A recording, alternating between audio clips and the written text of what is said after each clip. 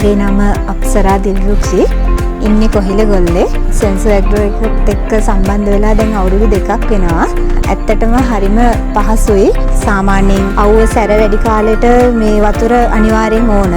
මේක නිසා ඇත්තටම හරිම පහසු විදිහට මේකේ අර කාලසටහනට ඒ කියන්නේ අපිට ඕන කාල සීමාව සඳහන් කරලා මේ වතුර ටික පොහොර ටික දාගන්න පුළුවන්. ගෙදර සාමාන්‍යයෙන් අපි කොහේ හරි ගිහින් දවස් 2-3 නැති වෙනකොට මේකේ ෂෙඩියුල් එකට අනුව ඒ කාල සීමා මේක දාලා මේ වතුර දාන්න පුළුවන්. පොහොර දාන්නත් පුළුවන්.